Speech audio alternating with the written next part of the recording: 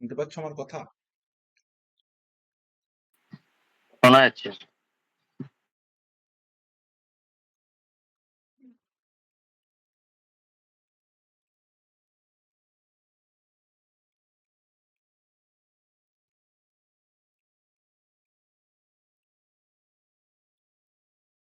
বেশ।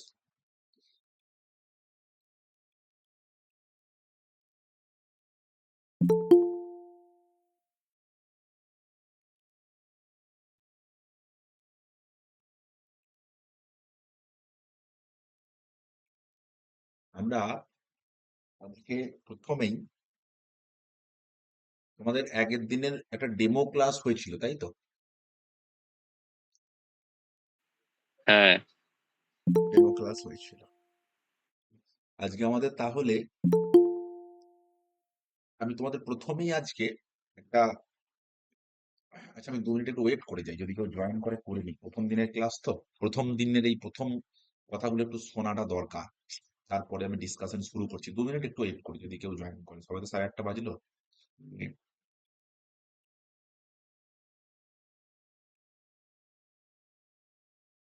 2 মিনিট একটু ওয়েট করছি জাস্ট।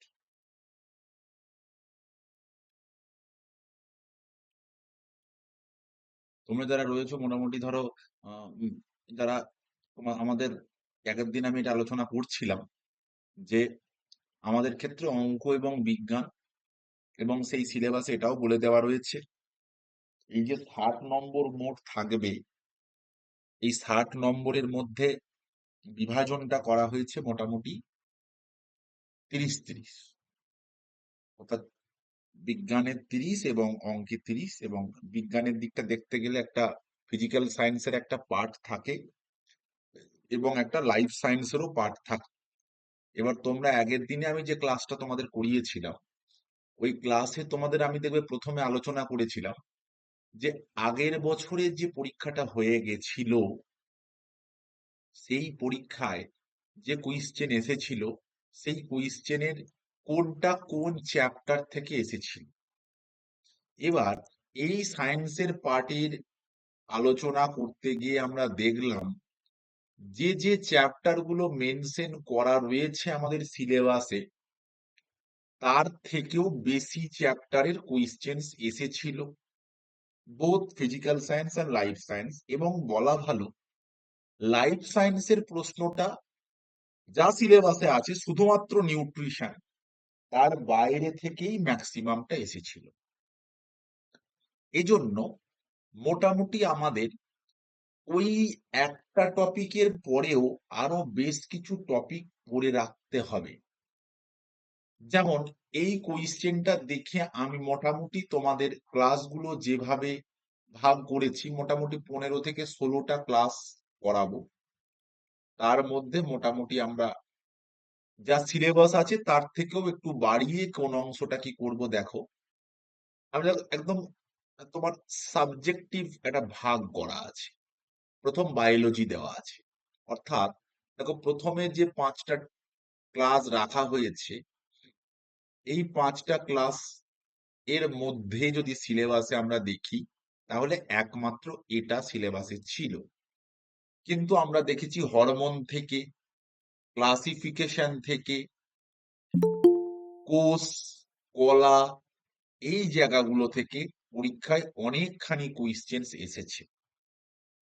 রক্ত, বিভিন্ন রকম ভাইরাল ব্যাকটেরিয়াল ডিজিজ, এরপর এখানে প্ল্যান্ট ফিজিওলজি যেটা রয়েছে। তো মোটামুটি আমরা এই 10টা চ্যাপ্টার একটু পড়ব।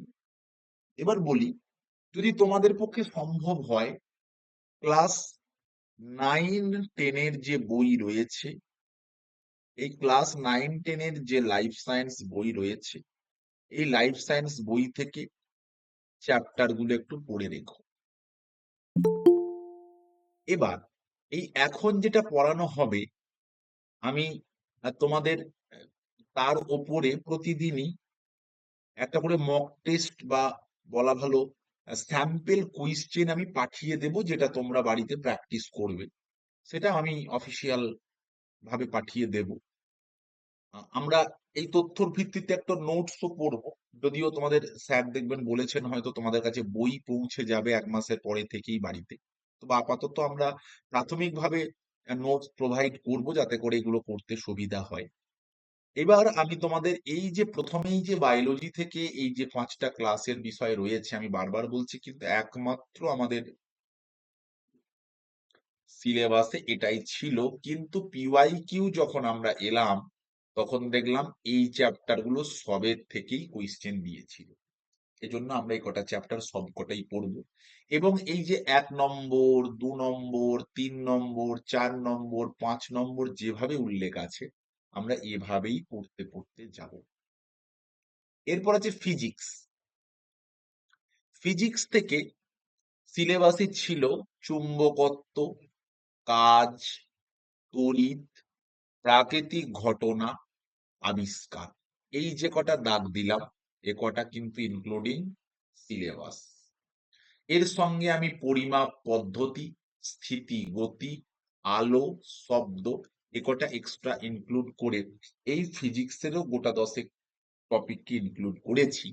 কারণ কি আমরা এর আগের বার লাইফ সায়েন্সের সিলেবাসের বাইরে দিয়েছিল মানে এবারও কিন্তু কিছু প্রশ্ন ফিজিক্সের ক্ষেত্রেও কিন্তু যে বাইরে আসতে পারে না তার কিন্তু কোনো গ্যারান্টি নেই। এজন্য এই এক্সট্রা টপিক গুলো এখানে কয়েকটা রাখা হয়েছে এবং সেগুলোই রেখেছি যেগুলো আমাদের ফিজিক্সের খুবই ক্যাচি টপিক বা যে সমস্ত টপিক থেকে কোয়েশ্চেন্স আসার সম্ভাবনা থাকে এরকম টপিক কটা এখানে রাখা হয়েছে। এরপরে কেমিস্ট্রি থেকে ৩টে ক্লাস ঠিক করা হয়েছে যেখানে কেমিস্ট্রিতে আমাদের ধাতু সিলেবাসে ছিল। আচ্ছা, এরপরে গ্যাস, অ্যাসিড, দ্রবণ, পরমাণুর গঠন এবং পর্যায় সারণী। এই অ্যাসিড মানে এখানে অ্যাসিড শুধু না, অ্যাসিড, বেস, সল্ট এই অংশটা। এই ৩টি রাখা হয়েছে কেমিস্ট্রি থেকে ক্লাস এবং এখানে ৬টা চ্যাপ্টারকে কভার করা হয়েছে। এবং আমাদের এই যে দুটো এই দুটো পেডাগজিক্যাল সায়েন্সের পেডাগজিক্যাল জায়গা থেকে দেওয়া ছিল বিজ্ঞানের প্রকৃতি কাঠামো এবং বিজ্ঞানের পদ্ধতিগুলো এবং সায়েন্সের মূল্যায়ন, বিজ্ঞান পড়ার সমস্যা এবং রিমিডিয়াল টিচিং। এই নিয়ে মোটামুটি এখন ১৫টা ক্লাস রাখা হলো। তারপরে আমি দেখছি যদি আরো কিছু চ্যাপ্টার প্রয়োজন পড়ে সেটাও আমরা পড়ে নেব। এই হলো আমাদের সোশ্যাল সায়েন্সের যে ক্লাস ডিভিশন, সেই ক্লাস ডিভিশনটা এবং এই ক্লাস ডিভিশনটা অনুযায়ী আমাদের ক্লাসগুলো হবে। এবার মোটামুটি আমরা কম বেশি এগুলো সম্পর্কে সবাই অবগত আছি। তবে কি হ্যাঁ, আমি প্রত্যেকটা চ্যাপ্টারের সঙ্গে যেমন ধরো আজকে কোষ এবং কলা এটা পড়ানোর পর আমি অফিসিয়াল নাম্বার তোমাদেরকে দিয়ে দিতে বলবো। এখান থেকে 25টা এবং এখান থেকে 25টা এমসিকিউ থাকবে।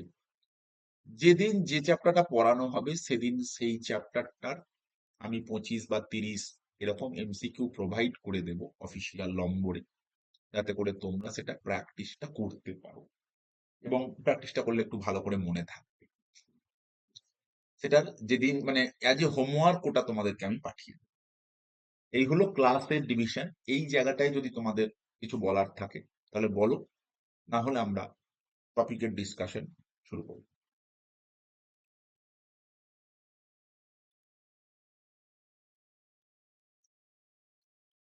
বলো। এই যে ক্লাসগুলো হচ্ছে এগুলো রেকর্ডেড ক্লাস পেয়ে যাবো তো, মানে হ্যাঁ হ্যাঁ পরেও হ্যাঁ যে ক্লাস। হ্যাঁ হ্যাঁ পরে তো দেখতেই হবে ওকে ওকে স্যার। Recorded class. এখন আপাতত তুমি কিছুদিন হয়তো পিডিএফ নোট পাবে, তারপর ১ মাসের পরে ক্লাসের এই যেগুলোর বই আকারে পেয়ে যাবে।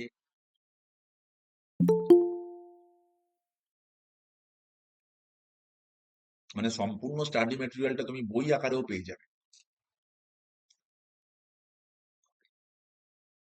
Okay sir.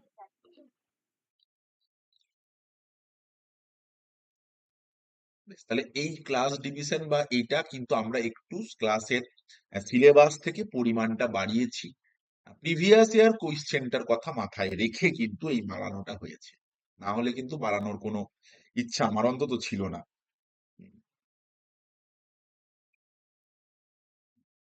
বলো যদি কিছু বলার থাকে এই জায়গাটায়, আর যদি কোনো প্রশ্ন থাকে এই জায়গাটা। এবার তাহলে আমরা আজকে আমাদের যে ১ নম্বর টপিক যেটি ছিল, সেই টপিকের একটা ওভারঅল ডিসকাশন করি। আমাদের আজকে ক্লাস 1 এর আ যে টপিক দেওয়া ছিল কোষ এবং কলা, সেই টপিকের উপর একটা মোটামুটি ডিসকাশন করি। মোটামুটি তোমরা এখানে যারা রয়েছো, কম বেশি প্রত্যেকটি কোষ এবং কলা এই সম্পর্কে অবগত। যে এমনটা নয় যে কিছুই জানো না, কিছু তো অনেকটাই জানো। তো প্রথমে আমরা যেটা আলোচনা করব সেটা হচ্ছে কোষ।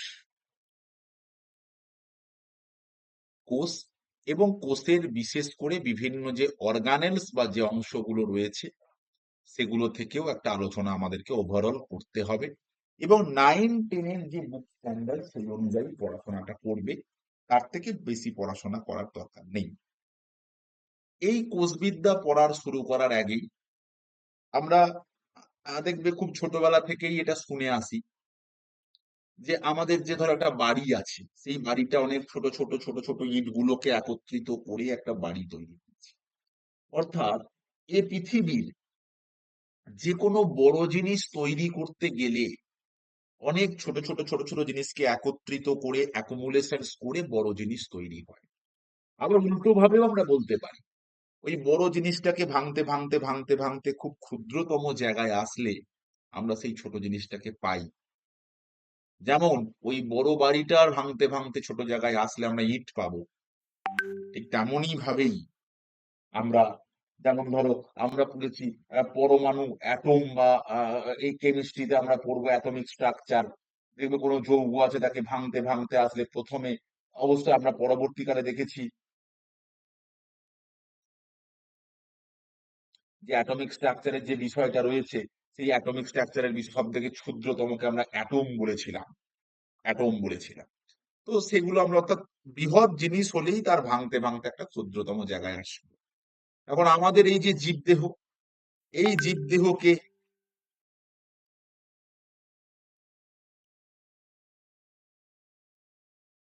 আচ্ছা 1 সেকেন্ড ওয়েট করো, বলছি।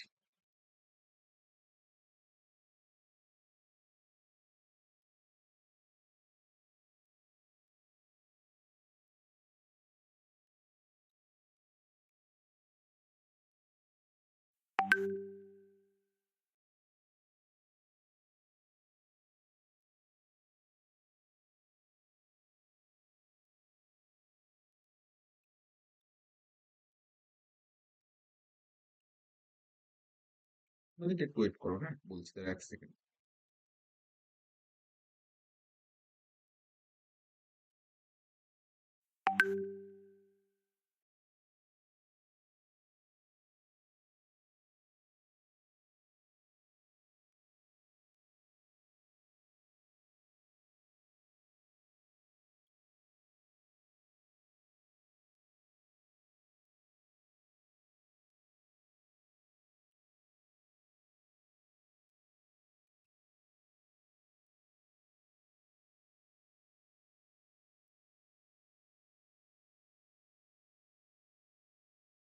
আমাদের জীবদেহকেও ভাঙতে ভাঙতে ভাঙতে ভাঙতে সব থেকে ক্ষুদ্রতম জায়গায় যদি আমরা এসে পৌঁছাই তাহলে কোষ পাবো। অর্থাৎ এটাই হলো আমাদের দেহের সব থেকে ক্ষুদ্রতম একক। এবং আমরা জানি আমাদের দেহ বৃহৎ ভাবে যে সমস্ত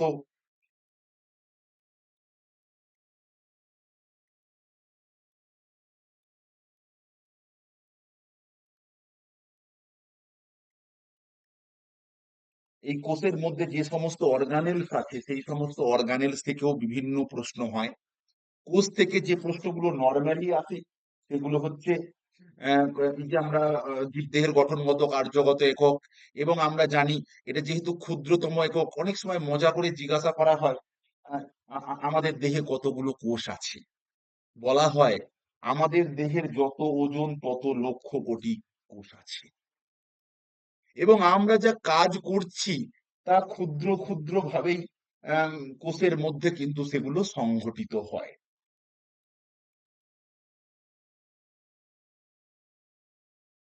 ক্ষুদ্র ক্ষুদ্র ভাবে এটা সংগঠিত হয়। এবং এই যে কোষ, এই কোষ আবিষ্কারের যে গল্পটা রয়েছে সেটার প্রথমে আমাদের একটু জানতে হবে। এই কোষের যে গল্পগুলো রয়েছে এখানে দেখো একটু দেওয়া রয়েছে যে এই যে কোষ বা এই যে সেল, এই নামকরণটা করেছিলেন রবার্ট হুক। হ্যাঁ, এই কথা ঠিক। রবার্ট হুক কিন্তু যে কোষ আবিষ্কার করেছিলেন সে কোষটা কিন্তু সজীব কোষ ছিল না, সে কোষটা কিন্তু মৃত কোষই ছিল বটে। তিনি সেই, আমরা দেখবে পড়ে এসেছিলাম, সেই হোমিওপ্যাথি ওষুধের যে কর্কের যে ছিদ্র, কর্ক যেটা ছিল, সেই কর্ক হোমিওপ্যাথি ওষুধের যেটা ছিল সেইটা থেকে তিনি ওই মৌমাছির চাকের মতো যে অংশটা দেখিয়েছিলেন এবং তিনি তার নাম দিয়েছিলেন সেল। একথা ঠিক। তিনি যেটা আবিষ্কার করেছিলেন সেটা ছিল নন লিভিং ইন নেচার। কিন্তু আবিষ্কার তো তিনিই করেছিলেন। ধরো একটা বাচ্চা জন্মালো, বাচ্চা যদি মৃতও জন্মায় তাহলে যে বাবা সেই তো বাবা, অন্যজনকে তো মৃত হলেও তাকে তো বাবাই বলতে হবে। তিনি ঠিকই, তিনি সেল কথাটা কিন্তু প্রথম দিলেন। এবং পরবর্তীকালে আমরা দেখেছি লিওয়েন হোক যখন এসে 1674 বা এরকম সময়ে সজীব কোষ আবিষ্কার করেছিলেন, তার অণুবীক্ষণ যন্ত্রের মাধ্যমে দেখে তিনি আবিষ্কার করেছিলেন। এবং একটা কথা খুব পরীক্ষায় প্রশ্ন আসে যে সায়েন্টিফিক স্টাডি অফ সেল তাকে আমরা কি বলে থাকি, সেটা হচ্ছে সাইটোলজি। এই যে লজি, এই যে কথাটা, এই সাইটোলজি, লজি শব্দের অর্থ হচ্ছে বিশেষ জ্ঞান। অর্থাৎ জীববিজ্ঞানের যে শাখায় কোষ সম্পর্কে আমরা আলোচনা করি সেটাই হচ্ছে সাইটোলজি। আর কোষই হলো জীবদেহের গঠনগত কার্যগত একক। তাহলে কোষ আবিষ্কারের ইতিহাসটাও আমরা একটু জানলাম। সেটা হচ্ছে প্রথম এই যে রবার্ট হুকের যে গল্পটা রয়েছে, যে গল্পটা বলে এলাম 1665। পরবর্তীকালে লিওয়েন হুক যেটা দিলেন, সজীব কোষ যেটা আবিষ্কার করলেন, এবং তার মাইক্রোস্কোপ, সিম্পল মাইক্রোস্কোপের নিচে ব্যাকটেরিয়াল সেল, এবং সেটা কিন্তু ছিল কি সজীব কোষ। তাই সজীব কোষের আবিষ্কর্তা তিনি। পরবর্তীকালে আমরা যে বিষয়টা জানবো সেটা হচ্ছে সেল থিওরি বা কোষ তত্ত্ব। যে কোষ তত্ত্বটা দিয়েছিলেন সায়েন্টিস্ট স্নাইডেন এবং সোয়ান। এবং সায়েন্টিস্ট স্নাইডেন এবং সোয়ানের যে কোষ তত্ত্ব, সেখানে তারা বললেন যে প্রতিটা জীব হয় এককোষী অথবা বহুকোষী। অর্থাৎ এককোষী যখন হবে বা একটা যখন কোষ থাকবে তখন সেটা এককোষী বা ইউনিসেলুলার। আর যখন একাধিক কোষ থাকবে তখন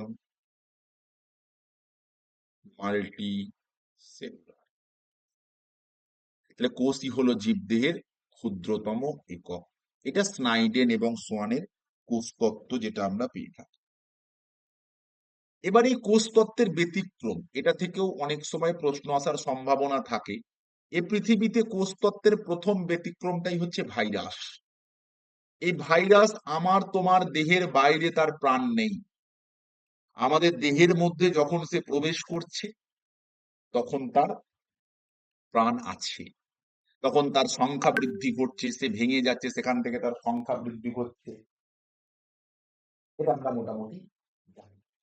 তাহলে ভাইরাস যেহেতু আমাদের, উনি বললেন ওনাদের যে সেল থিওরি অনুযায়ী, এ কথা আমরা অস্বীকার করতে পারি না যে আমার দেহের বাইরে যখন তার প্রাণ নেই মানে তখন তো সে জড় পদার্থ, তার মানে তার তো কোষীয় গঠন নেই। কিন্তু তবু আবার দেখছি আমাদের দেহের মধ্যে আসলে প্রাণ আছে, যেই জন্য ওকে জীব ও জড়ের মধ্যবর্তী পর্যায়ের বস্তু বলি। এটাও ব্যতিক্রম। আবার এমন কিছু কিছু সেল আছে যাদের দেহে একাধিক নিউক্লিয়াস আছে, তারাও ব্যতিক্রম। আবার কখনো কখনো নিউক্লিয়াস থাকে না, সেটাও ব্যতিক্রম।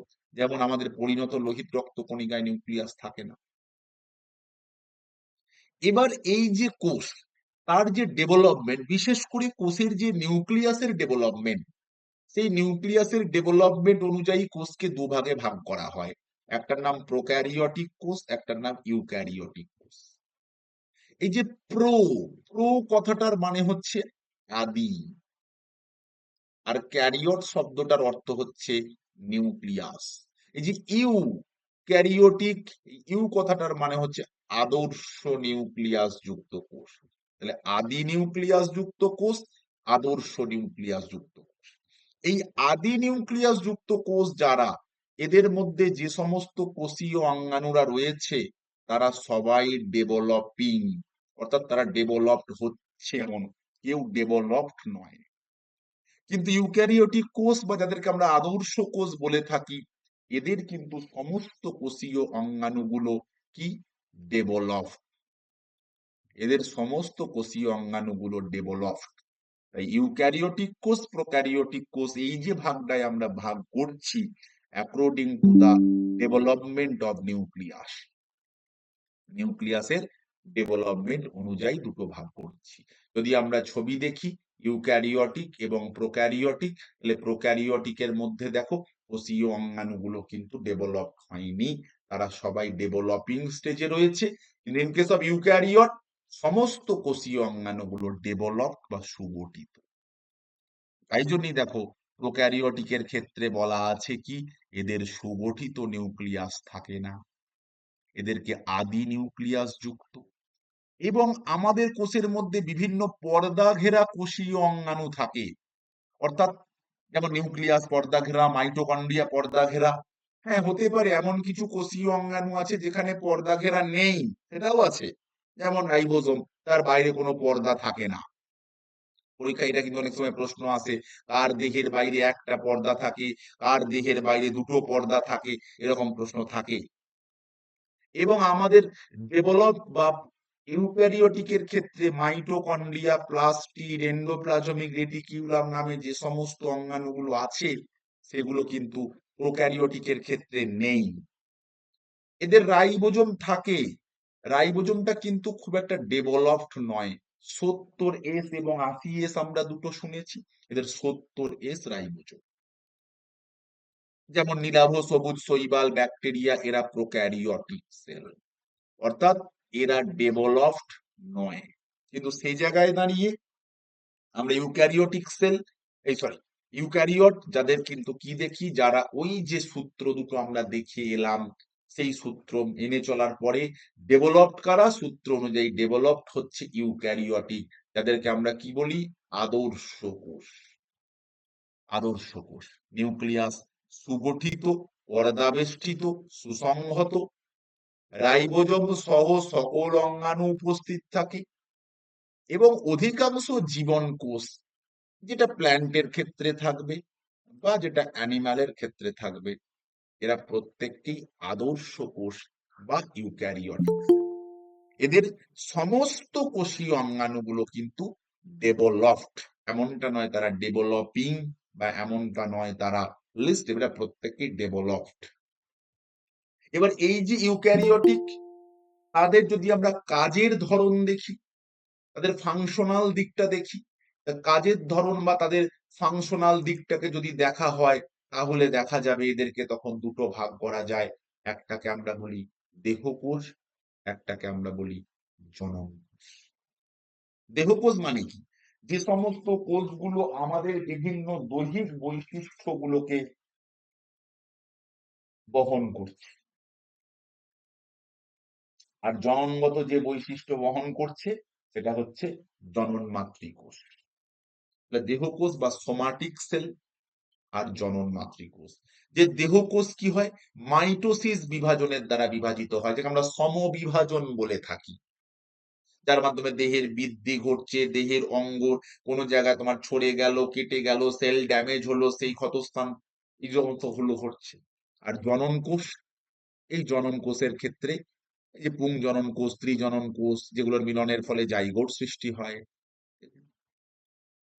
এরপরে এই যে তথ্যটা এখানে দেওয়া আছে কোষের আকার আকৃতি, এই অংশটা আমাদের একটু মুখস্থ করতে হবে। যদি নর্মাল প্রশ্ন দেয় এই পৃথিবীর ক্ষুদ্রতম কোষ কি, কিছু উল্লেখ করলো না, তাহলে আমাদের বলতে হবে মাইকোপ্লাজমা গলিসেপ্টিকাম। বৃহত্তম প্রাণী কোষ এগ অফ অস্ট্রিচ বা উট পাখির ডিম। এরপরে যদি বলে মানব দেহের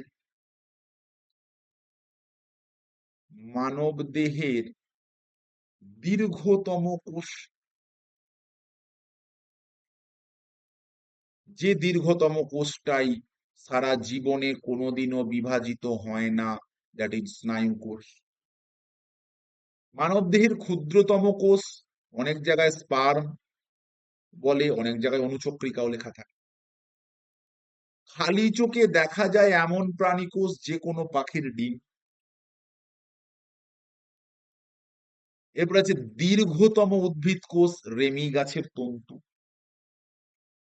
এরপর আরেকটা প্রশ্ন আছে, এককোষী বৃহত্তম উদ্ভিদ কোষ। এককোষী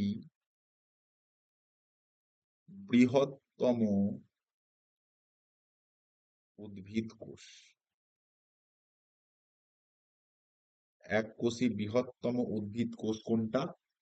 অ্যাসিটাবুলেরিয়া।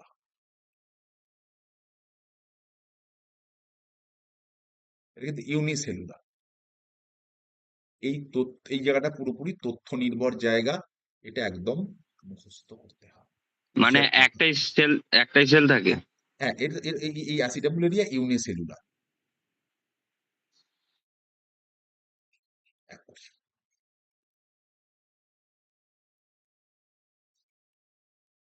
এরপর আমাদের যত কোষীয় অঙ্গাণু আছে সেই কোষীয় অঙ্গাণুগুলো সম্পর্কে জানতে হবে। এই কোষীয় অঙ্গাণুগুলো সম্পর্কে জানতে হবে, সেটা উদ্ভিদ কোষ বা প্রাণী কোষের ক্ষেত্রে যে সমস্ত কোষীয় অঙ্গাণুগুলো উপস্থিত আছে। যেমন প্রথমেই দেখো বলা আছে কোষ প্রাচীরের কথা, যাকে আমরা বলি সেল ওয়াল।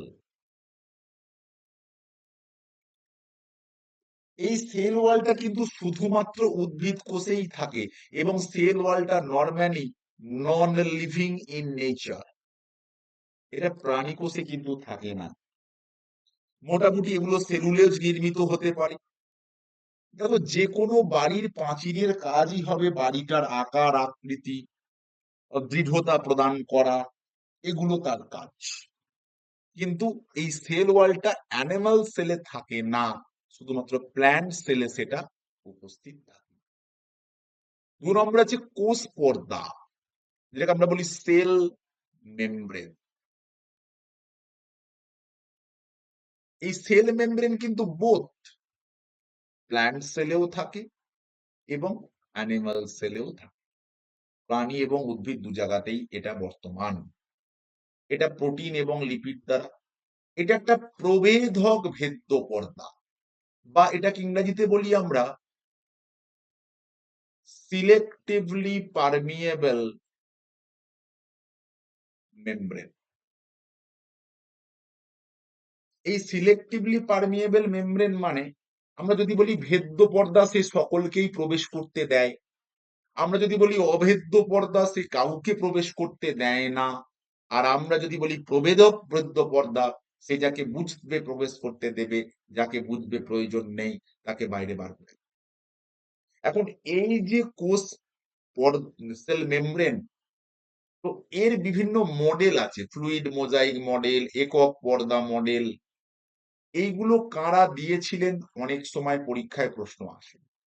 তুমি যদি সম্ভব হয় এই ফ্লুইড মোজাইল মডেলটা একবার একটু রিডিংটা করে নেবে, এটা থেকে খুচরো কোনো কোয়েশ্চেন হতে পারে। এবং এই যে রয়েছে কোষ পর্দা, অর্থাৎ যেটাকে আমরা সেল মেমব্রেন বলছি, এই পর্দাই ঠিক করবে কোনটা কোষের ভেতরে প্রবেশ করবে, গিয়ে কোষের বাইরে চলে যাবে। এবং ব্যাপন এবং অভিস্রবণ এই দুটো প্রক্রিয়ার মাধ্যমেই কোষের মধ্যে যে এন্ট্রি এবং এক্সিট সেটা কিন্তু সে কন্ট্রোল করছে। এবং in case of both plant and animal, দুজনার মধ্যেই কিন্তু এটা উপস্থিত রয়েছে। তাহলে যদি আমরা একটা কোষের কথা বলি, তাহলে আমরা কি দেখলাম? এই যে কোষ, তার বাইরের আবরণটা আমাদের পড়া। এই বাইরের আবরণটা যদি সেটা উদ্ভিদ কোষ হয় তাহলে সেখানে বোথ সেল ওয়াল আছে, সেল মেমব্রেন আছে। আর যদি সেটা প্রাণী কোষ হয় তাহলে সেখানে শুধুমাত্র সেল মেমব্রেন আছে, সেল ওয়াল নেই। তাহলে এই পর্দার ভেতরে যদি আমরা প্রবেশ করি তাহলে এই যে কোষের টোটাল যে অংশটা, এই টোটাল অংশটাকে বলা হয় কোষের প্রোটোপ্লাজম। কোষের প্রোটোপ্লাজম। এই প্রোটোপ্লাজম, এই প্রোটোপ্লাজমকে আমরা দুটো ভাগে ভাগ করি। একটা ভাগের নাম সাইটোপ্লাজম আর একটা ভাগের নাম নিউক্লিওপ্লাজম। এই নিউক্লিওপ্লাজম মানে নিউক্লিয়াস, এবং সাইটোপ্লাজম যেটাকে আমরা বলি, সেখানেই সমস্ত কোষীয় অঙ্গাণুগুলো উপস্থিত থাকে। এই সাইটোপ্লাজমের মধ্যে কোন অঙ্গাণুটার বাইরে একটা পর্দা আছে, কারুর বাইরে দুটো পর্দা আছে। তাহলে প্রোটোপ্লাজম কি বললাম? তাহলে ওই তুমি যখন ভেতরে প্রবেশ করলে পর্দা ছেড়ে, সেখানে যে থকথকে জেলির মতো পদার্থ থাকে, তাকে প্রোটোপ্লাজম বলে। সায়েন্টিস্ট পার্কিনজি এটা প্রথম আবিষ্কার করেছিলেন। এই প্রোটোপ্লাজমের দুটো অংশ তাহলে কি কি? এর মধ্যে সাইটোপ্লাজমীয় অঙ্গাণুগুলো রয়েছে এবং নিউক্লিয়াসও রয়েছে।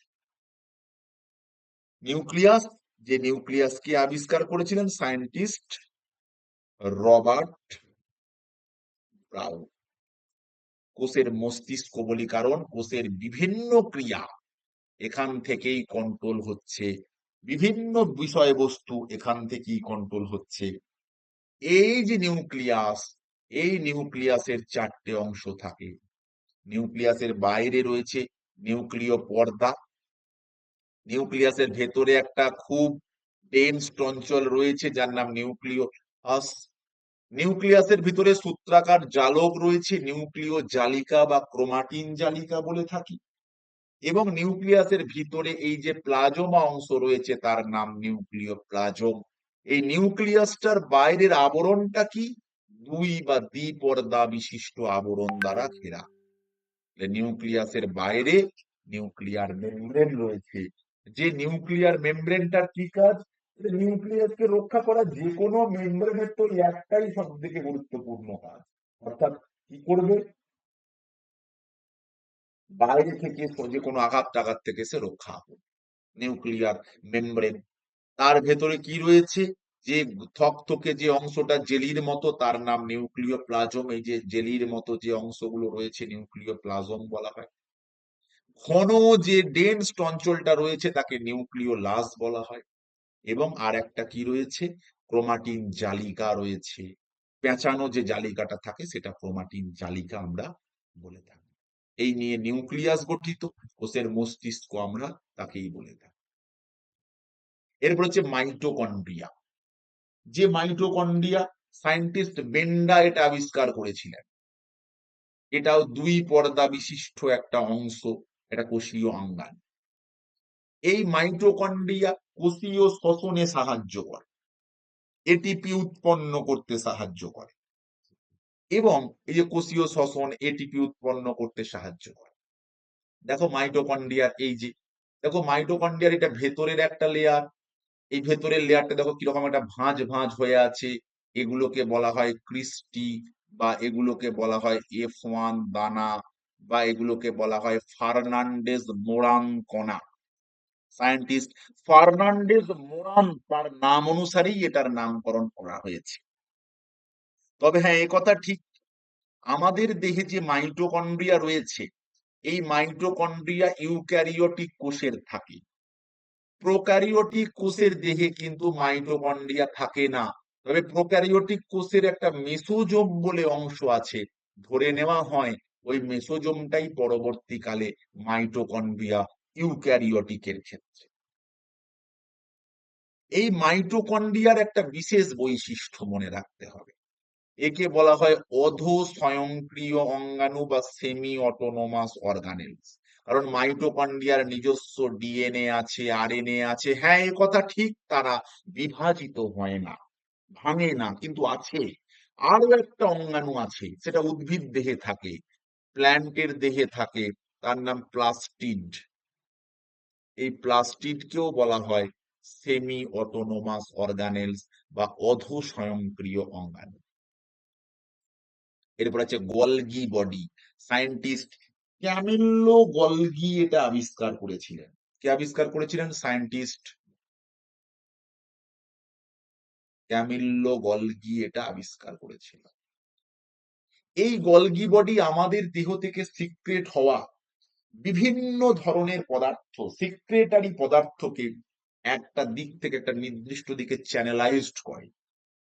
তাই একে আমরা বলি traffic police of the cell. কোষীয় ক্ষরণ এবং সেই কোষীয় ক্ষরণে সাহায্য করছে। এবং গলগি বডি এমন একটা অঙ্গাণু যে লাইসোজোম ও শুক্রাণুর অ্যাক্রোজোম গঠন করে। এই যে গলগি বডি নামে যে অঙ্গাণুটা হয়, এই অঙ্গাণুটা শুধুমাত্র প্রাণীদের দেহেই থাকে। উদ্ভিদের দেহে গলগি বডি বলে কিছু থাকে না। উদ্ভিদ দেহে গলগি বডির মতো যে অংশটা থাকে তার নাম ডিকটিওজোম। আর এই যে গলগি বডি দেখছো, এই গলগি বডি যেখানে থাকবে তার আশেপাশের অঞ্চলে সে কোনো রকম কোনো কোষীয় অঙ্গাণুকে থাকতে দেয় না। ওই আশেপাশের ফাঁকা অঞ্চলকে বলা হয় জোন অফ এক্সক্লুশন। এরপর আছে এন্ডোপ্লাজমিক রেটিকিউলাম, বা যেটাকে আমরা ছোট করে ইআর বলে থাকি, ইআর, এন্ডোপ্লাজমিক রেটিকিউলাম। এই এন্ডোপ্লাজমিক রেটিকিউলাম থেকে দুটো মনে রাখতে হবে তার প্রকারভেদের জায়গাটা, আরইআর এবং এসিআর। এই এন্ডোপ্লাজমিক রেটিকিউলামের গায়ে এই রাইবোজোম উপস্থিত আছে নাকি নেই, এর ওপর বেস করেই এন্ডোপ্লাজমিক রেটিকিউলাম দু প্রকার, রাফ এন্ডোপ্লাজমিক রেটিকিউলাম এবং স্মুথ এন্ডোপ্লাজমিক রেটিকিউলাম। এই রাফের গায়ে তাহলে কি রাইবোজোম আছে, তাহলে তাই সে প্রোটিন সংশ্লেষ করতে পারে। আর স্মুথের গায়ে কোন রকম কোন রাইবোজোম নেই, তাই সে প্রোটিন নয়, সে লিপিড সংশ্লেষ করে। এই দুটো তথ্য একটু মনে রেখে। এরপর হচ্ছে ভ্যাকিউল, যার বাংলা কথা হচ্ছে কোষ গহ্বর। অর্থাৎ কোষের ভেতর আমরা যে সমস্ত ফাঁকা স্থান দেখি, যাদেরকে আমরা বলি storage house of the cell, এটাই হচ্ছে ভ্যাকিউল বা কোষ গহ্বর। তবে আমাদের চোখে কোষ গহ্বর ফাঁকা হলেও কিন্তু আদতেও সে ফাঁকা নয়, সে কিছু না কিছুকে স্টোর করে রাখে। যখন সে জল স্টোর করে রাখে তখন তার নাম ওয়াটার ভ্যাকিউল, যখন সে বাতাস স্টোর করে রাখে তখন তার নাম এয়ার ভ্যাকিউল, যখন সে খাদ্য সঞ্চয় করে রাখে তখন তার নাম ফুড ভ্যাকিউল। এবার এই যে ভ্যাকিউল গুলো, উদ্ভিদ দেহের ভ্যাকিউল একটা দুটো থাকে, আকারে অনেক বড়। প্রাণী দেহের কোষে ভ্যাকিউল থাকে, তবে তা আকারে অনেক ছোট হয়ে থাকে, কিন্তু অনেক উপস্থিত থাকে। এরপর হচ্ছে লাইসোজোম। লাইসোজোম, যে লাইসোজোমকে আমরা আত্মঘাতী থলি বলি, কারণ এর মধ্যে অনেকগুলো হাইড্রোলাইটিক এনজাইম আছে। যখন কোনো কোষ প্রপারলি ফাংশন করছে না, তখন সে কি করে, সেই কোষটাকে ধ্বংস করে দেয়। এই লাইসোজোমকে থেকে সৃষ্টি হয়, সেটাও কিন্তু পরীক্ষায় অনেক সময় প্রশ্ন আসে গলগি বডি থেকে। এরপর হচ্ছে প্লাস্টিড। স্যার ওটা আত্মঘাতী থলি না খনি? থলি, থলি কি আছে এখানে, ওর থ না খ হয়ে গেছে, থলি। আচ্ছা, নেক্সট প্লাস্টিড। এই প্লাস্টিড থাকে প্ল্যান্টের দেহে, অ্যানিম্যালের দেহে কিন্তু প্লাস্টিড থাকে না। এবার কি রঞ্জক উপস্থিত আছে প্লাস্টিডের মধ্যে, তার উপর বেস করে প্রথমেই প্লাস্টিডকে আমরা তিন ভাগে ভাগ করি। যখন সবুজ বর্ণের প্লাস্টিড দেখি তাদেরকে আমরা ক্লোরোপ্লাস্ট বলি, যেটা সালোক সংশ্লেষে সাহায্য করে। যখন কোনো বর্ণ নেই তখন তার নাম লিউকোপ্লাস্ট। আর সবুজ ছাড়া অন্য কোনো বর্ণ থাকলে সেটা হয় ক্রোমোপ্লাস্ট, যেটা ফুলের রং, ফলের রং, এগুলো। এই যে ক্লাসিফাইটা দেখলাম, এই ক্লাসিফাইটা according to the presence of pigment. তাহলে এই প্লাস্টিড এই পিগমেন্ট অনুযায়ী ভাগ দেখলাম। এবার ক্লোরোপ্লাস্ট, ক্রোমোপ্লাস্ট, লিউকোপ্লাস্ট। এরপর কোন ধরনের পদার্থ সে স্টোর করছে তার উপর বেস করেও এই যে লিউকোপ্লাস্টকে আমরা তিনটে ভাগে ভাগ করতে পারি, কারণ লিউকোপ্লাস্ট খাদ্য সঞ্চয় করে। কি খাদ্য সঞ্চয় করছে? এই যে প্রথমেই আছে অ্যামাইলোপ্লাস্ট, যখন সে কার্বোহাইড্রেট সঞ্চয় করছে, তখন সে যখন সে তোমার প্রোটিন সংশ্লেষ করছে, সঞ্চয়, সরি, প্রোটিন যখন কন্টেনিং যেটা, তখন আমরা তাকে কি বলি, ইউরন প্লাস্ট, লিউরোপ্লাস্ট। যখন সে ফ্যাট কন্টেইনিং, তখন তাকে আমরা বলি এলাইওপ্লাস্ট, এলাইওপ্লাস্ট। কার্বোহাইড্রেট, প্রোটিন এবং ফ্যাট যখন যেটা সে সঞ্চয় করছে তার উপর বেস করে নাম। তাহলে লিউকোপ্লাস্ট যেহেতু খাদ্য সঞ্চয় করে, সে কার্বোহাইড্রেট সঞ্চয় করলে এক নাম, প্রোটিন সঞ্চয় করলে এক নাম, ফ্যাট সঞ্চয় করলে আর এক নাম। ক্লোরোপ্লাস্ট কোথায় থাকে, কি কাজ করে? ক্লোরোপ্লাস্টের গ্রানা, স্ট্রোমা পরীক্ষার জন্য গুরুত্বপূর্ণ টার্ম। ক্রোমোপ্লাস্ট সবুজ ছাড়া অন্যান্য গাছের দিকে তাকিয়ে তুমি বলে বৃক্ষ তোমার নাম কি, ফুলে ফলে পরিচয়, তো কালারফুল পার্ট। আর লিউকোপ্লাস্ট মিন্স কালারলেস পার্ট, যে স্টোর করতে সাহায্য করে, সে কার্বোহাইড্রেট, প্রোটিন, ফ্যাট এগুলো স্টোর করে। কার্বোহাইড্রেট স্টোর করলে কি নাম হয়, প্রোটিন স্টোর করলে কি নাম হয়, ফ্যাট স্টোর করলে কি নাম হয়, সেটাও একটু মনে রাখবে। এরপর যে কোষীয় অঙ্গাণুটা দেওয়া আছে, এই কোষীয় অঙ্গাণুটার বাইরে কোনো আবরণ থাকে না, আবরণ থাকে না। এই রাইবোজোম কিন্তু প্রোক্যারিওটিক ইউক্যারিওটিক দু জায়গাতেই থাকে।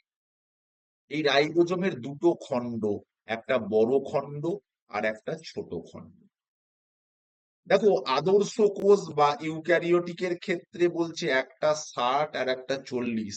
তাহলে প্রশ্ন হচ্ছে 60 আর 40-এর যোগফল হয়তো এটা 100s হওয়া উচিত ছিল, তার পরিবর্তে 80s কেন?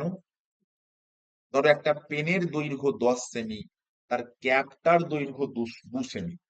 ওই ক্যাপটা যখন পেনের মধ্যে তুমি মার্জ করে ঢুকিয়ে দিচ্ছ, তখন টোটাল দৈর্ঘ্যটা কিন্তু 12 সেমি হয় না। তাই এখানেও এই ছোট আর বড় যে খণ্ড দুটো রয়েছে, এই ছোট খণ্ডটা বড় খণ্ডের সঙ্গে মার্জ করে থাকে কিছুটা, সেই জন্য টোটালটার থেকে এটা সবসময় একটু কম হয়। আদর্শ কোষের ক্ষেত্রেও কম, বা তোমার আদি কোষের ক্ষেত্রেও একটু কম। কি করে? প্রোটিন ফ্যাক্টরি বলে। এটা তাহলে আমি কি পরীক্ষায়, খুব পরীক্ষায় এটা প্রশ্ন আসে, প্রাণীদের দেহে অবস্থিত পর্দাবিহীন কোষীয় অঙ্গাণু কোনটা? পর্দাবিহীন কোষীয় অঙ্গাণু কোনটা? সায়েন্টিস্ট প্যালাডে এই রাইবোজোমের নামকরণ করেছিলেন। পরীক্ষায় একটা প্রশ্ন আসে কি, যে এই যে দুটো সাব ইউনিট বা দুটো খণ্ড আছে, কি আয়ন দ্বারা এই খণ্ড দুটো যুক্ত থাকে? ম্যাগনেসিয়াম আয়ন সেখানে উপস্থিত থাকে। তারপরে যে সেন্ট্রোজোম, এই সেন্ট্রোজোম কিন্তু প্রাণী কোষে থাকে, এবং প্রাণী কোষ যে বিভাজন যখন হয়, সেই প্রাণী কোষ বিভাজনে যে বেমতন্তু, সেই বেমতন্তু গঠনে তার একটা ভূমিকা রয়েছে, বেমতন্তু গঠন করতে সাহায্য করে। এটা কিন্তু প্রাণী কোষেই থাকে। এরপর এখান থেকে আর দুটো কথা একটু মাথায় রাখতে হবে, সেটা হচ্ছে সিস্টোলিথ এবং র্যাফাইট।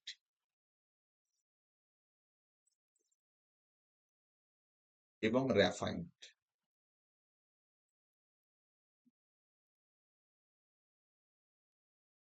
এদেরকে বলা হয় সেল ইনক্লুশন, সেলের মধ্যে থাকা, এরা কিন্তু নন লিভিং ইন নেচার।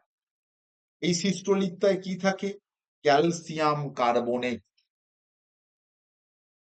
আর র্যাফাইডটায় কি থাকে? Calcium oxalate. ক্যালসিয়াম কার্বনেট এবং ক্যালসিয়াম অক্সালেট। এবার আমাদের পরীক্ষায় প্রশ্ন দিয়ে দেয় যে র্যাফাইডের মধ্যে কি থাকে, ক্যালসিয়াম কার্বনেট নাকি ক্যালসিয়াম অক্সালেট, তখন যেন ভুল বা ভুলে না যায়। এরা হচ্ছে সেল ইনক্লুশন, সেলের মধ্যে প্রেজেন্ট থাকে, বাট তারা নন লিভিং ইন নেচার, তারা, তাদের প্রাণ নেই। সিস্টোলিথ এবং র্যাফাইড কি দ্বারা গঠিত, এটিও কিন্তু মনে রাখতে হবে। মোটামুটি এই জায়গাটা, এবং যদি সম্ভব হয় 9-10-এর বই থেকেও কিন্তু একবার একটু দেখে নেবেন, এবং কোয়েশ্চেন গুলো যখন প্র্যাকটিস করবেন তখন ওই 9-10-এর বইটা থেকেও পড়ে নিয়েই করো, যাতে করে আমার মনে হয় সব থেকে ভালো হবে যে বইটা নিয়ে তুমি পড়াশোনা করেছিলে সেই বইটা থেকে দেখে একটু পড়াশোনা করা, যাতে করে সুবিধা হয়, চেনা জায়গাগুলো চোখের সামনে আবার ভেসে ওঠে। জানি অনেকের ক্ষেত্রে সেটা হয়তো রাখাও সম্ভব নয়, তবুও যদি থেকে থাকে তাহলে সেই বইটা থেকে পড়াশোনা করবে। খুব যেটা তোমরা যদি কেউ এখানে বায়োলজিতে এসএসসি বা সব দিয়ে থাকো, সেই ওরিয়েন্টেড পড়াশোনা কিন্তু এটা নয়। এটা কিন্তু ক্লাস 8 পর্যন্ত আহ, আহ, নিয়োগের পরীক্ষা, সেখানে কিন্তু এই মাধ্যমিক স্ট্যান্ডার্ডটা ভালো করে পড়লেই সায়েন্স থেকে উত্তর করা মোটামুটি সহজই। বলো এ পর্যন্ত যদি তোমাদের কিছু বলার থাকে।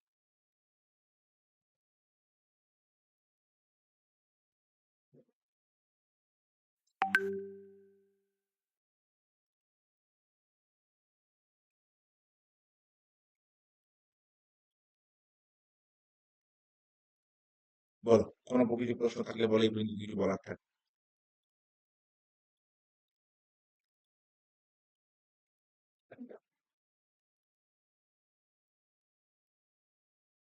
তাহলে এরপর হচ্ছে কলা। হয় একই ধরনের গঠন, অথবা একই জায়গা থেকে উৎপত্তি, অথবা একই ধরনের কাজের সিমিলারিটি আছে এমন কোষ একত্রিত হয়ে কলা উৎপন্ন করে। তার মানে কলাদেরকে আমরা কি বলতে পারি, হয় তারা উৎপত্তিগতভাবে এক, অথবা একই ধরনের কাজবাজ করে। এই যে কলা টিস্যু সম্পর্কে পড়াশোনা, তাকে আমরা সায়েন্টিফিক্যালি বলি হিস্টোলজি। টিস্যু সম্পর্কে বা সায়েন্টিফিক স্টাডি অফ টিস্যু। হয় তারা উৎসগতভাবে এক, অথবা তারা কার্যগতভাবে এক, কোনো না কোনো দিক থেকে তাদের মধ্যে একটা সিমিলারিটি আছে এমন কোষ একত্রিত হয়ে কলা উৎপন্ন করে। এবার এই কলা উদ্ভিদেরও দেহে আছে, প্রাণী দেহেও আছে। তো আমরা প্রথমে যেটা আলোচনা করব এখানে, সেটা হচ্ছে উদ্ভিদ দেহের কলা। উদ্ভিদ দেহের কলাকে আমরা দুটো ভাগে ভাগ করি, একটা স্থায়ী কলা, একটা ভাজক কলা। এই যে ভাজক কলা যাকে আমরা বলছি মেরিস্টেমেটিক টিস্যু, এই ভাজক কলা কিন্তু বিভাজনে সক্ষম, কিন্তু স্থায়ী কলা বিভাজনে সক্ষম নয়। নরমালি আমরা এটাকে দুভাগে ভাগ করি, সরল এবং জটিল স্থায়ী কলা। সরল স্থায়ী কলা মানে যে সমস্ত স্থায়ী কলার কোষগুলোর মধ্যে আকার আকৃতি বা গঠনগত দিক থেকে একটা সিমিলারিটি থাকে। যেমন আমরা আহ এক্ষেত্রে এক্সাম্পল হিসাবে নিতেই পারি যে আকার আকৃতি এবং গঠনগত দিক থেকে সিমিলারিটি অনুযায়ী একে আমরা তিনটে ভাগে ভাগ করতেই পারি, যে তিনটে ভাগের মধ্যে আমরা প্যারেনকাইমা, কোলেনকাইমা এবং স্ক্লেরেনকাইমাকেই রাখি নরমাল। প্যারেনকাইমা এদের কি বলছি, সেম আকার আকৃতি বিশিষ্ট এরা হয়ে থাকে, তিন ভাগে ভাগ। আর জটিল স্থায়ী কলা, এদের এই কলাগুলো যে সমস্ত কোষ দ্বারা গঠিত, সেই কোষগুলোর মধ্যে ভ্যারাইটি থাকে, আলাদা গঠনগত ভাবে, কার্যগত ভাবে, দেখতে, সমস্ত দিক থেকে তাদের আলাদা হওয়ার জন্য বা তাদের পৃথক হওয়ার জন্য তাদের জটিল স্থায়ী কলা আমরা বলে থাকি। এই যে জটিল স্থায়ী কলা, যে স্থায়ী কলায় একাধিক প্রকারের কোষ দ্বারা গঠিত এবং সম্মিলিতভাবে একই ধরনের কাজ সম্পন্ন করে, এই জটিল স্থায়ী কলাকে দুভাগে ভাগ করা হয়, জাইলেম এবং ফ্লোয়েম। জটিল স্থায়ী কলাকে দুভাগে ভাগ করা হয়, জাইলেম এবং ফ্লোয়েম। জাইলেম আমরা জানি, জাইলেম কথাটা এসেছে জাইলো এই ওয়ার্ডটা থেকে, যার ইংরাজি প্রতিশব্দ হচ্ছে উড, বাংলায় যাকে বলা হয় কাঠ। বিজ্ঞানী নাগেলি এই জাইলেম কথাটা প্রথম ইউজ করেছিলেন। এবার জাইলেমকে আমরা কেন জটিল স্থায়ী করা বলছি, দেখো জাইলেমকে যদি আমরা দেখি তাহলে tracheid, trachea, xylem parenchyma, xylem তন্তু, এই চারটে অংশ পাবো। তাহলে এদের দেহ তো একই ধরনের কোষ দ্বারা এটা গঠিত নয়, তাই এদেরকে আমরা জটিলের মধ্যে রাখছি। আবার যদি আমরা ফ্লোয়েমকে দেখি, তাহলে ফ্লোয়েম, ফ্লোয়েম প্যারেনকাইমা, ফ্লোয়েম তন্তু, এই অংশগুলো পাবো, তাই ওরা জটিল স্থায়ী কলা। আর এই দেখো এখানে দেওয়া রয়েছে এই যে ভাজক কলা, যারা এই ভাজক কলাগুলো কিন্তু বিভাজনে সক্ষম বা তাদের বিভাজন ঘটে। আর জটিল স্থায়ী কলা, স্থায়ী কলা, এগুলো একবার শুধু ডেফিনেশন গুলো দেখে, এখানে কয়েকটা ছোট ছোট ডেফিনেশন দেওয়া রয়েছে। এরপর প্রাণী কলা। তাহলে প্রাণী দেহে গঠনগত এবং কার্যগতভাবে সিমিলার এমন কোষ একত্রিত হয়ে প্রাণীকলা গঠন করছে। যে প্রাণীকলাকে আমরা কি কি বলি? এপিথেলিয়াল টিস্যু বা আবরণী কলা আছে, যোজক কলা বা কানেকটিভ টিস্যু, পেশি কলা বা মাস্কুলার টিস্যু এবং স্নায়ু কলা বা নার্ভাস টিস্যু। এই 4 ধরনের রয়েছে। আবরণী কলা যে আমাদের দেহে আবরণ সৃষ্টি করে, যোগ কলা বিভিন্ন অঙ্গতন্ত্রের মধ্যে যোগ সাধন করে, পেশি কলা এবং স্নায়ু কলা, এই 4 ধরনের কলা আমাদের দেহে রয়েছে। এর মধ্যে প্রথমেই কে আছে? আবরণী কলা। তাহলে এই যে 4 ধরনের কলা, তার মধ্যে প্রথমেই রয়েছে আবরণী কলা, যে আমাদের দেহের বিভিন্ন জায়গার মধ্যে আবরণ সৃষ্টি করে। এই এপিথেলিয়াম শব্দটা এসেছে এপি এবং অন, এই দুটো জায়গা থেকে। এই এপিথেলিয়াল বা আবরণী কলাকে আবার ভাগ করা হয় কিসের? স্তরের সংখ্যার ভিত্তিতে সরল, স্থায়ী, সরল আবরণী, স্তর অনুযায়ী স্তরীভূত এবং ছদ্ম, আর গঠনগত দিক থেকে সলকাকার, ঘনকাকার, স্তম্ভাকার, এই ভাগে ক্লাসিফাই করা হয়। স্তরের ভিত্তিতেও 3 প্রকার, গঠনগত ভিত্তিতেও 3 প্রকারের বা 3 ভাগে ভাগ করা হয়েছে। এরপরে এসো, এবার আবরণী কলা সম্পর্কে একটু ডিটেলসে বলা হচ্ছে। এই আবরণী কলা তাহলে আমাদের দেহের বিভিন্ন স্থানের মধ্যে কি করছে? আবরণ, যে কোনো কোষীয় অঙ্গাণুর মধ্যে সে আবরণ করছে, অর্থাৎ এই আবরণের ভেতরে অঙ্গটি আবার সে রেখে দেয় এবং কোষগুলি ঘনভাবে ভিত্তি পর্দার উপর বিন্যস্ত থাকে। এছাড়াও এতে অন্তঃকোষীয় পদার্থের পরিমাণ কম থাকে, এতে কোনো রক্তবাহিকাও থাকে না। মনে রাখতে হবে এটা। এই আবরণী কলার বৈশিষ্ট্য তাহলে কি? এটা প্রাণী দেহের অবশ্যই বাইরে থাকবে। যেমন আমাদের দেহে স্কিন আছে, পরীক্ষায় একটা প্রশ্ন আসে, আমাদের দেহের সব থেকে বৃহত্তম অঙ্গাণু কোনটা? স্কিন। কারণ আমাদের দেহে টোটাল কভারিংটা তৈরি করেছে স্কিনের মাধ্যমে এবং ভেতরের বিভিন্ন অংশে সে আবৃত করে রেখে দিচ্ছে। এই কলার কোষগুলো ঘনভাবে ভিত্তি পর্দার উপর বিন্যস্ত থাকে, দেহের বিভিন্ন অংশকে সে সুরক্ষা প্রদান করছে, ক্ষরণ, রেচন, শোষণে সাহায্য করছে এবং উদ্দীপনা গ্রহণেও সে অনেক সময় সাহায্য করে। কারণ এই তো সব থেকে আউটার মোস্ট, এই যে স্কিন, আমাদের যে টোটাল দেহ যে কভারিং, সে তো স্কিনই তৈরি করে রেখে দিয়েছে। তো গোটা দেহের বাইরে যে আবরণটা, সে আবরণটা তো স্কিনই তৈরি করে রেখেছে। এরপরে যে যোজক কলা, যে যোজক কলার মানে কি? এই বিভিন্ন অঙ্গতন্ত্রের মধ্যে যোগ সাধন করছে বা কানেকটিভ টিস্যু। এই কানেকটিভ টিস্যুর আবার অনেকগুলো ভাগ আছে, areolar tissue, supportive tissue, adipose কলা, স্কেলিটাল টিস্যু, ফ্লুইড মোজাইক কলা, যেটা আমরা তরল মোজাইক কলা বলে থাকি। বিভিন্ন ভাগ আছে। তো এর মধ্যে আমাদের পরীক্ষায় কিন্তু এই যোজক কলার সব থেকে গুরুত্বপূর্ণ যে প্রশ্নটা আসে, সেটা এই তরল যোজক কলা থেকে।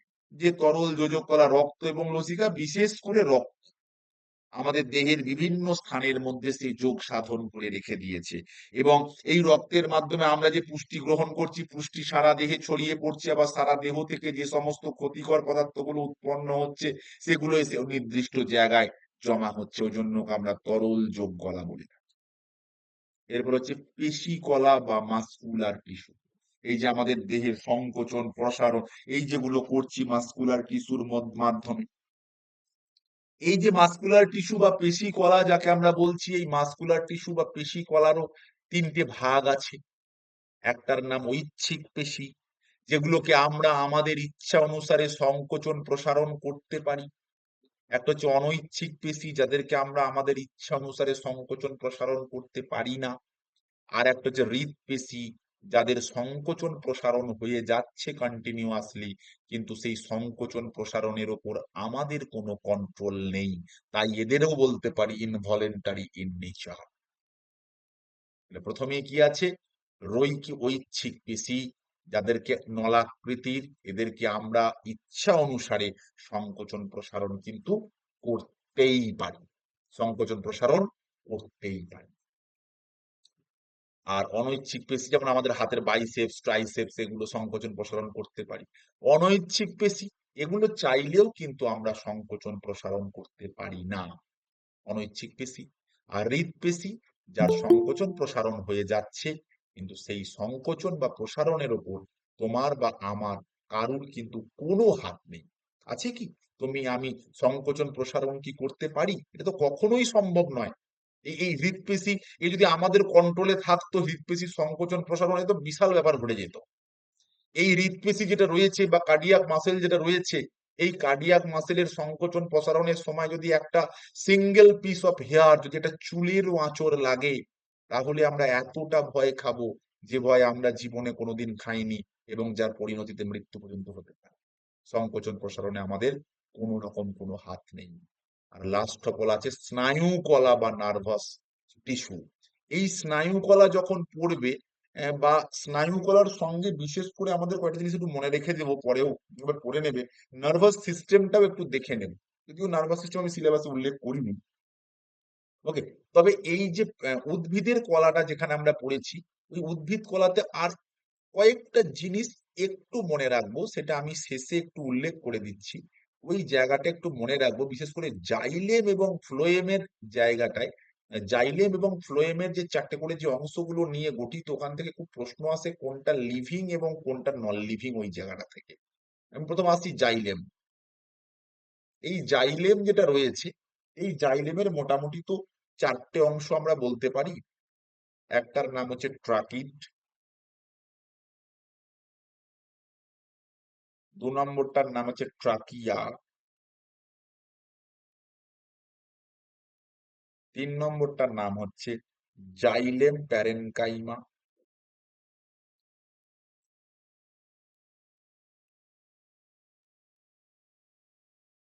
আর 4 নম্বরের নাম হচ্ছে জাইলেম ফাইবার।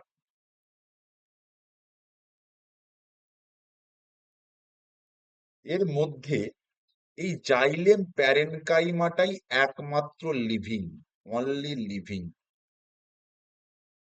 আর এটাও নন লিভিং, এটাও নন লিভিং। মানে জাইলেমের ম্যাক্সিমাম অংশই কিন্তু নন লিভিং ইন নেচার। আর যদি আমরা ফ্লোয়েমের দেখি, এই ফ্লোয়েমের কিন্তু ম্যাক্সিমাম অংশই লিভিং। কি কি আছে? সিভ টিউব, সিভ নল, এটাও লিভিং।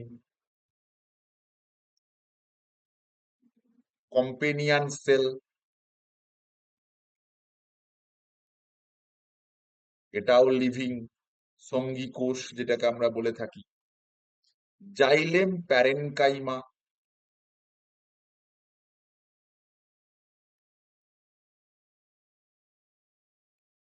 এটাই হচ্ছে, সরি ফ্লোয়েম লিখছি, ফ্লোয়েমটাই জাইলেম লিখে বলছি, সরি।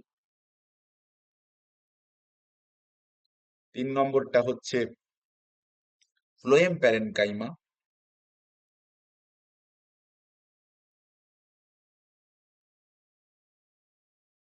এটাও লিভিং। আর লাস্ট অফ অল রয়েছে ফ্লোয়েম ফাইবার, এটাই হলো একমাত্র নন লিভিং। এই হলো জাইলেম এবং ফ্লোয়েমের অংশগুলো একটু মনে রাখবে।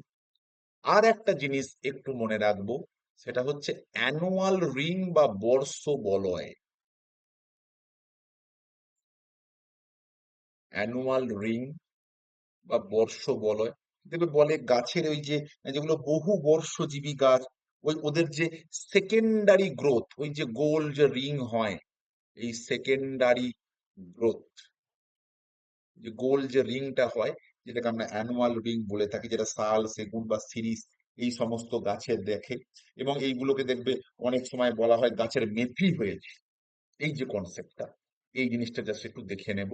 যদিও আমাদের এই কোষ থেকে পরীক্ষায় আগের বছর 3-4টি প্রশ্ন এসেছিল, কলা থেকে 1টি এসেছিল।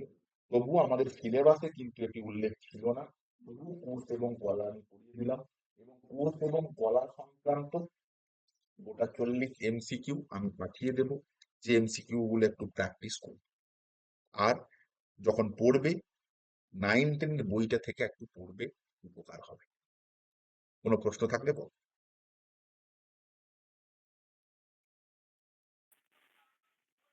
বলছি স্যার, এমসিকিউটা কি এখন পাঠাবেন না পরে? না, এমসিকিউ গুলো এই আমি ওটা স্যারকে পাঠিয়ে দেবো। আমি তো তোমাদের গ্রুপে না, আমি অফিসিয়াল নম্বরে পাঠিয়ে দেবো, ওখান থেকে তোমাদেরকে দিয়ে দেবে, তো তোমরা প্র্যাকটিস করতে পারো। ঠিক আছে স্যার। স্যার স্যারকে বলবেন আমাদের একটু অবশ্যই মনে করে দিতে। হ্যাঁ, বলো। স্যারকে একটু বলবেন যে আমাদেরকে যেন অবশ্যই গ্রুপে পাঠিয়ে। হ্যাঁ, হ্যাঁ, হ্যাঁ, হ্যাঁ, হ্যাঁ, আমি বলে দেবো। আর স্যার রেসপেক্টিভ শর্ট কোশ্চেন গুলো কি পরে দেবেন? না, না, না, এই আমি ক্লাস শেষ হয়ে স্যারকে পাঠিয়ে দেবো, স্যার তোমাদের দিয়ে দেবেন। আচ্ছা আচ্ছা আচ্ছা, ঠিক আছে। স্যারকে দিয়ে দেবো, স্যার তোমাদের দিয়ে দেবেন, তোমরা ওইগুলোর অ্যান্সার করবে। যদি কোনো অ্যান্সারটা না হয় সেটি আমাকে পরের রবিবার তোমাদের, হ্যাঁ, পরের রবিবার জিজ্ঞাসা করবে, আমি বলে দেবো। ঠিক আছে। এই রবিবার না, সরি, আগে কি বার? বুধবার। আগে তোমাদের আবার রবিবার। বুধবার? হ্যাঁ, হ্যাঁ, বুধবার, রবিবার বেরিয়ে গেল, বুধবার। মানে যেটা যে সপ্তাহে হবে না, আমি তো 40টা করে তো অ্যাটলিস্ট দেবই, মিনিমাম 40টা থাকবেই। যেটা তোমার হবে না, সেটা একবার আমাকে পরের দিন ক্লাসে জিজ্ঞাসা করে নেবে, বা যদি কোনো উত্তরে কোনো কনফিউশন তৈরি হয় সেটা একবার জিজ্ঞাসা করে নেবে, তাহলেই হয়ে যাবে।